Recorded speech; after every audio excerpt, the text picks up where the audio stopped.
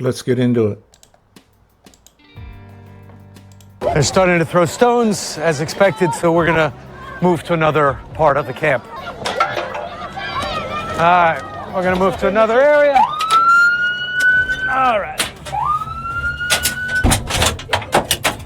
Children and their mothers. There's Mummy there. She's throwing them too.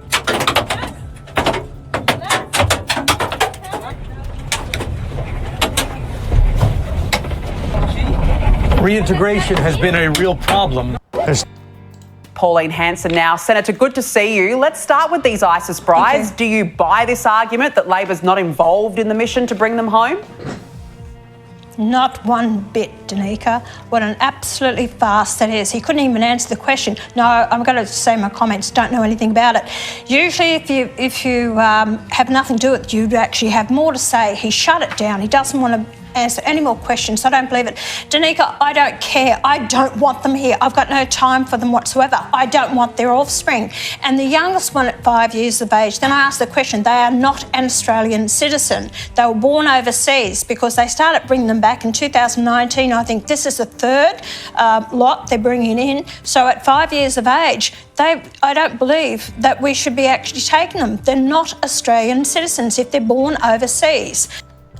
Thank you, Speaker. My question is to the Prime Minister.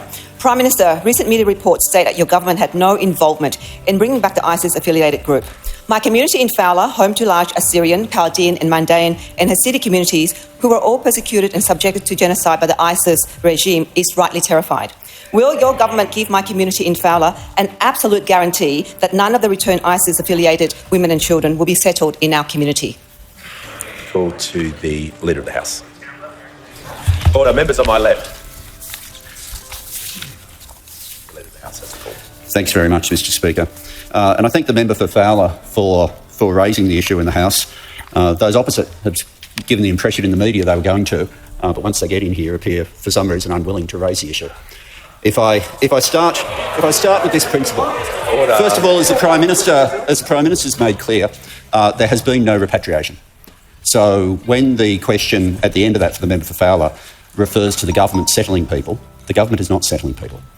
The government is not involved in settling people. What we have is a situation where we have a number of Australian citizens who made a terrible decision, an absolutely dreadful decision, to go off and join others who were involved in what has been described as one of the most horrific organisations that the world has seen. And so they've gone to do terrorism, and that means if the government, the Australian government, brings them back, they're accessories to the fact. They're letting people go out of the country to carry out terrorism activities and then helping them to come back. That's not good enough, viewers. That's not what the Australian people want.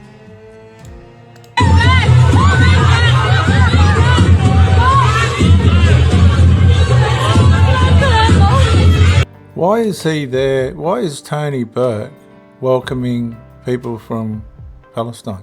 Go back, please! What's he doing? Go back! Please go back! Go back!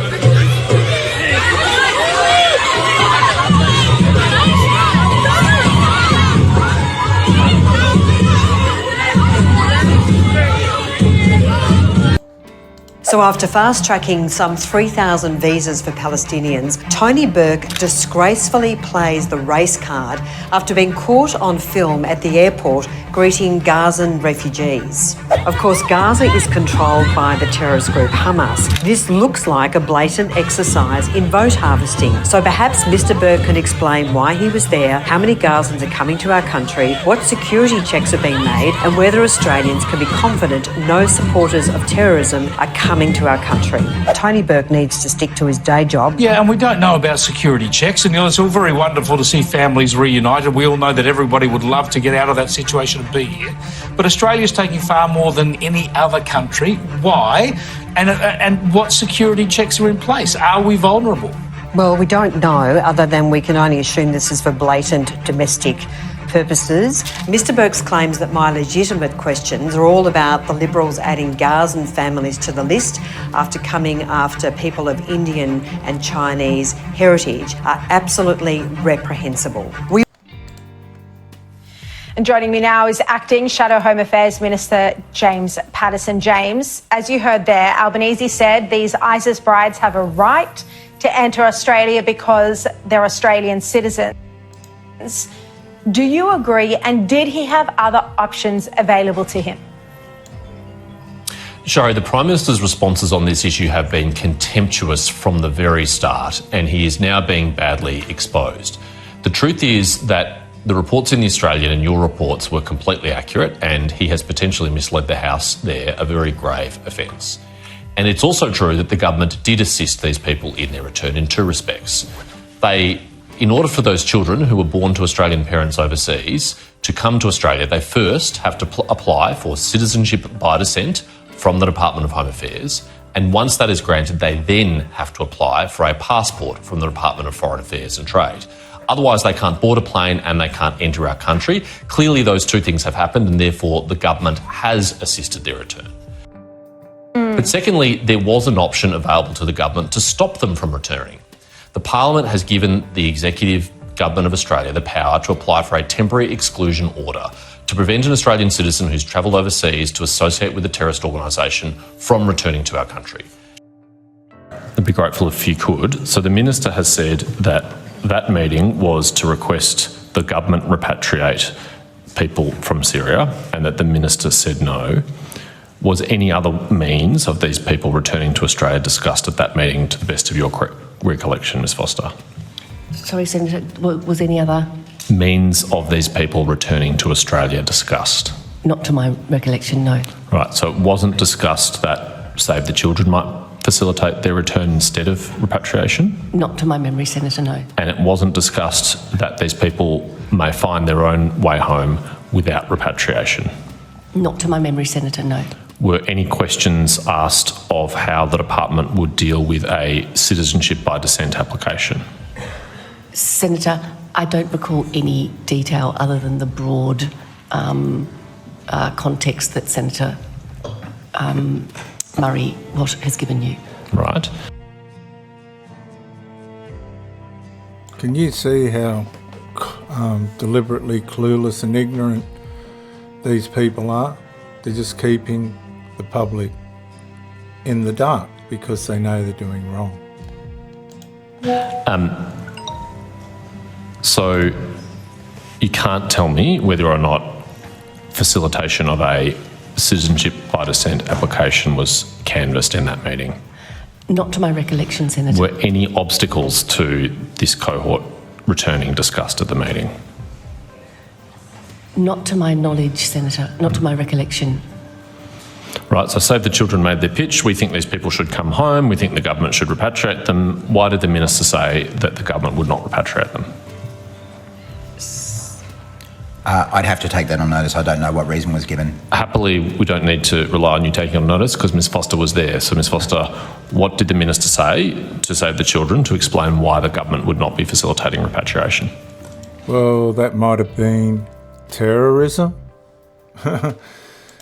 Senator, I just indicated I don't recall any particular detail being discussed. I just remember the broad thrust, which is as Minister Watt has described. Okay, so she's corrupt along with Murray Watts as well.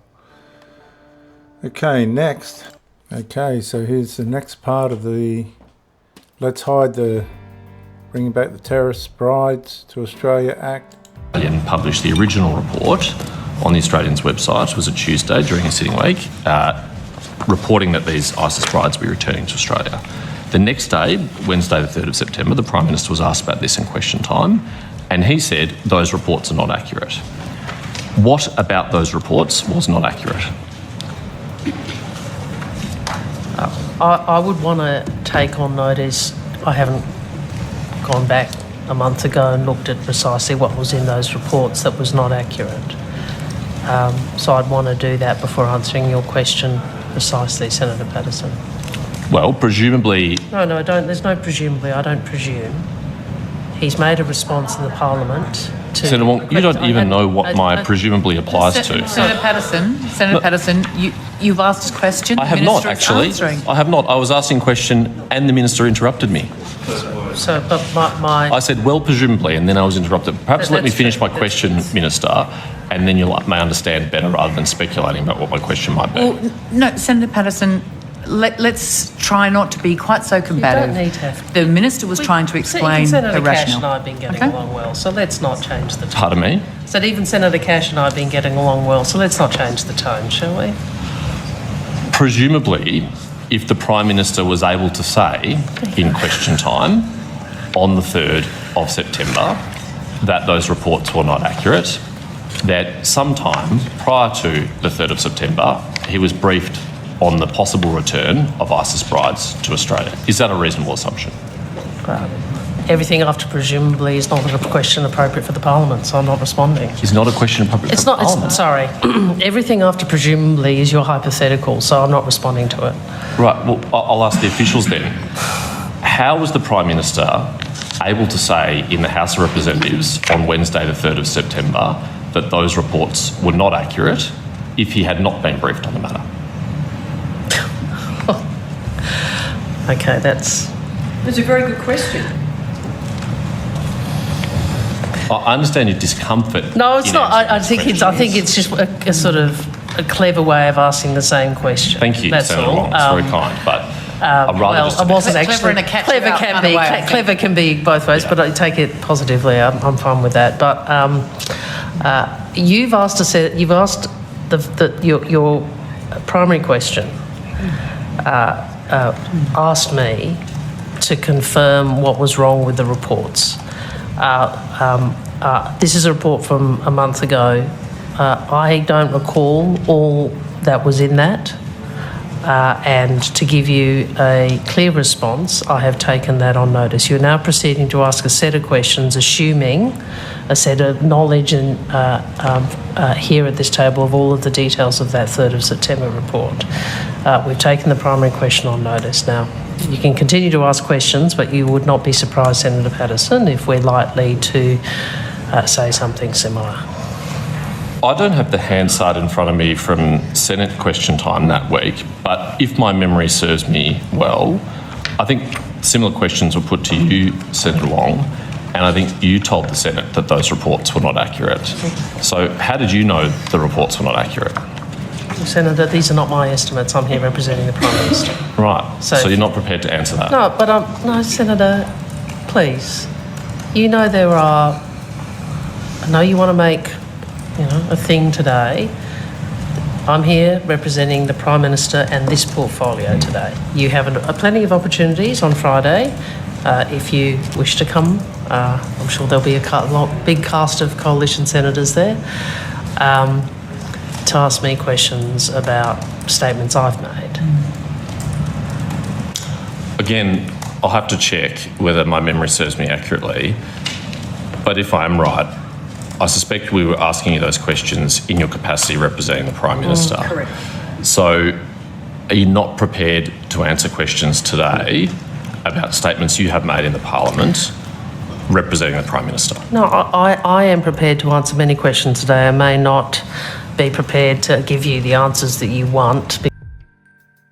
Not one question's been answered. Not one. Senator Wong, I have sat with you on this side of the table in Senate estimates for many years. Weren't you on this side? No, I've never been on that side of the table. Okay. But I have sat with you on this side of the table for many years. In fact, I was in Senator Grogan's chair for a while you were in here. You never felt the need to restrict yourselves to budget matters when you're on this side of the table. No, and are you seriously suggesting that we can only ask questions about the budget in this forum? No, I'm just making the point that it isn't a free-for-all in here. The report, I've just been sent the PM's answer. So this was Ms Lay's question. I refer to reports in The Australian that government officials are helping to bring these individuals who are described as ISIS terrorist brides to Australia PM, these aren't ordinary citizens, etc., etc. What actions has your government taken to guarantee the safety of Australians if these people return? And the Prime Minister said these reports are not accurate. The Prime Minister has said the government did not provide assistance. Does the Prime Minister consider providing citizenship by descent to be assistance? The government...